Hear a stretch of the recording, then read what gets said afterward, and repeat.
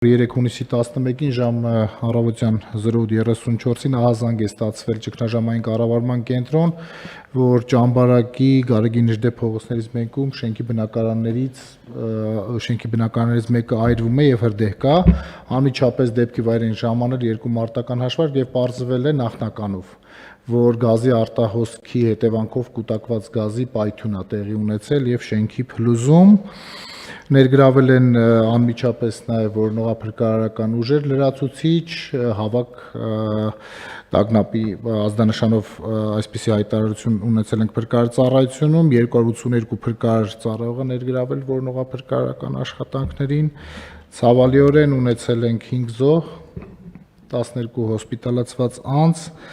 վերջիններիս վիճակը բավարար է, 1 անձ դուրս է գրվել, նաև սեյսմիկ գնահատում է իրականացվել շենքում, բայց նախնական գնահատումը ամբողջական համալիր փորձաքննության է ենթարկվելու, ներկայությամբ շենքի որոշ բնակարաններում հնարավոր է բնակվել ըստ նախնական գնահատման, բայց հաշվի առնելով որոշ ռիսկեր, դեռևս բնակիչները չեն բնակվում եւ թե տարածքային կառավարման ենթակառուցվածքների նախարարության, Գեղարքունիքի մարզպետարանի եւ Հայաստանի ինքնապետարանի հետ կատարվել են աշխատանքներ, քաղաքացիներին այս առումով աջակցություն տրամադրելու համար բոլոր բնակիչների համար նախատեսված են կացարաններ եւ անհրաժեշտ պարագաներ,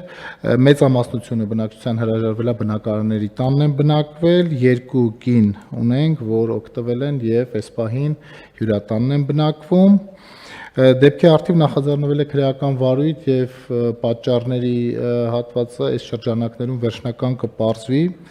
Անվարչապետ ներկայումս ոստիկանության վերակարգերը իրականացնում են դեպքի վայրի պահպանություն, բնակիչների գույքը չկորսնվելու նախապայմանով եւ նաեւ ամբողջական վնասների գնահատում ենք նախաձեռնում իրականացնել, հետագայում նաեւ եթե փոխհատուցումների հարց լինի, այդ հարցերին անդրադառնալու համար։ Այսինքն այս պահին առանց օթևանի մնացած մարդ չկա, մարդիկ ժամանակավոր բնակության տեղեր ունեն։ Ոչ։ Շատ լավ։ Հարգելի գործընկերներ, ցավակցում եմ մեզ բոլորիս եւ զոհվածների հարազատներին տեղի ունեցածի կապակցությամբ եւ այստեղ մենք էլի պետքա վերադառնանք մեր մշտական թեմային, որ ստանդարտները եւ ստանդարտների արկայությունը եւ ստանդարտների իրականացումն է, որ մեզ հնարավորություն կտա կամ խուսափել կամ նվազագույնի հասցնել նման դեպքերը եւ պետք է այս ուղղությամբ աշխատենք։